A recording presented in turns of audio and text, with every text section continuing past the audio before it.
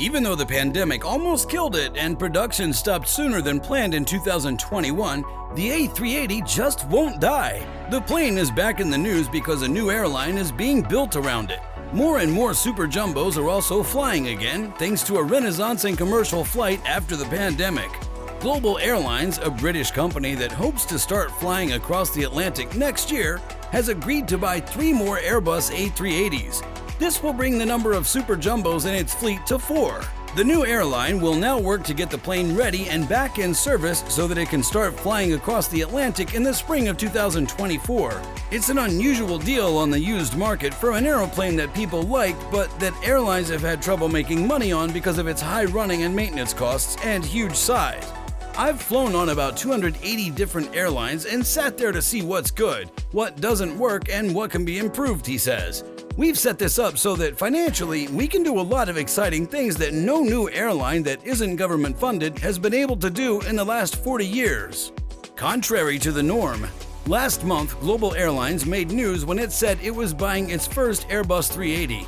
It was the first new airline to do this in 8 years. The airline plans to use the plane to fly between London and the United States, hoping that the Super Jumbo's huge rooms will change the way people fly. If it works, Global Airlines business will be different from what has been done in the past, which is to fly narrow-body planes across the Atlantic. The Airbus A321neo is often used by Aer Lingus and TAP Air Portugal for their transatlantic trips. How much did Global Airlines pay for the first A380 it bought? The A380 was one of the first ones ever made, and Singapore Airlines got it in 2008. Singapore ended its lease agreement with the plane's owner, the German company Doric, which then rented the plane to the Portuguese charter company Highfly. It was then said that it was the only A380 that could be chartered anywhere in the world. After that, the plane flew with a number of airlines, including Air Senegal, Norwegian, and Madagascar carriers. Highfly will partly turn it into a cargo plane by the middle of 2020.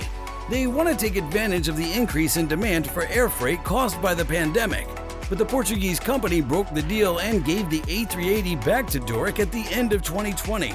Since then, the plane has been kept at 2 French airports, Toulouse and Lourdes, which have special places for long-term storage. Airbus only made 251 A380s, which is a lot less than the 750 it wanted to make.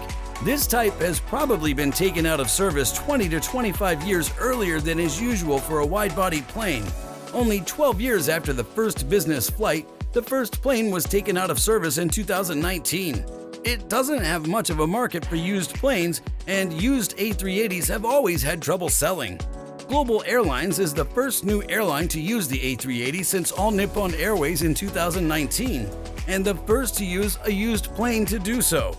Asquith says, not all A380s are the same, when asked why he picked this A380 over the others for sale. And we're not just looking at the cabin or interiors, we're also looking at how well it's kept up, how new the landing gear is, and most importantly, how good the engines are. The only thing Global and Doric are saying about the sale price is that it's in the 8 figures. Rob Morris, who's in charge of consulting at the flight analytics company Cirium, says that the jet's value depends on how well it's taken care of and can be anywhere from $10 million to $40 million if all of its parts are worn out. In any case, Morris says that Global will have to spend more money to fix up the plane, which has already been painted in its new color scheme, and make it ready to carry passengers. This could cost as much as $50 million. When you compare that to the A380's list price of $450 million for a brand new plane in 2018, it's still a great deal. The airline's fleet growth has reached a new point with the purchase of these planes. 4 A380s are set to start flying in the spring of 2024. The other planes were bought for an amount that can't be said, and the Global team is now making plans to fix them up and send them back to work.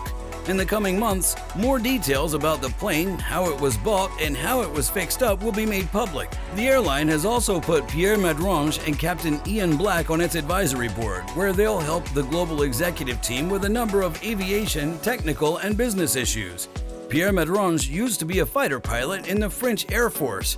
After that, he worked as Chief Operating Officer at XL Airways, Managing Director at SR Technics, and Vice President of Airbus company Navblue. Pierre has a lot of experience in aviation and is very good at running an airline, managing its profit and loss, and taking on leading roles. Ian Black has a lot of experience as a business and military pilot. He's flown business flights in the Far East, Australia, India, Dubai, and Europe.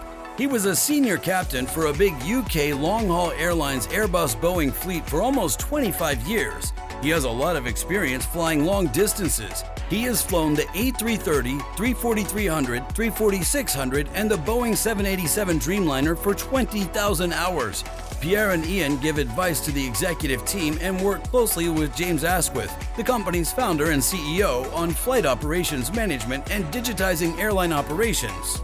James Asquith, the founder and CEO of Global Airlines, said, "Ian and Pierre are very welcome to join the Global Airlines Advisory Board, where they'll work closely with our team.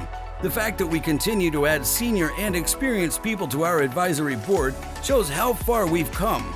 For Global Airlines to start, I think we need to put together one of the most experienced groups of flight experts. We're also happy to say that we've decided to buy 3 more A380s for the global fleet. I've always said that the A380 is the best plane in the sky, and we'll keep looking for more ways to buy them. I'm thrilled to be joining the Global Airlines Advisory Board," said Pierre Madrange. "James is putting together a great team, and I want to help the airline do something new and interesting by using my unique aviation network and knowledge of the business. A product that people will want to fly, and an airline that aviation workers from all over the world will want to work for. Aviation is in my blood," said Ian Black, "and joining the advisory board was too good of an opportunity to pass up. Safety is the top priority for every airline, and Global will be no different. Everyone on the Global Airlines team is committed to safety, not just the flight crew and cabin staff. It's important to start with a strong and open attitude of flight safety. Working closely with both James and Richard is a real treat, and the chance to build what will surely be the best airline of this decade is a once-in-a-lifetime chance." Global Airlines plans to use its own A380 fleet to improve the flying experience because the Super Jumbo has more space than any other plane. Global Airlines' main goal right now is to work closely with the right officials and partners so it can start flying in the spring of 2024. Rob Morris, an expert, said that it would be hard for Global Airlines to take all 484 seats on its A380s. The A380 is an aircraft for flag carriers with a few very dense routes and a certain cost and revenue profile, he says. "But we didn't think it would do well in the secondary markets, just like the 747-400 never did well as a passenger plane. I can't figure out what Global sees that no one else has seen before. It's a risky thing to do. It'll cost a lot of money. Even though I wish them luck, I don't see how the airline could be successful."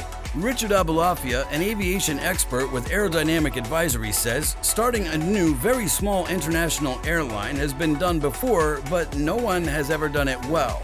They only go down a few paths, and even if they make progress, the big players can easily beat them. It's much easier for a low-cost local airline like JetBlue to expand into international flights when they're already doing well.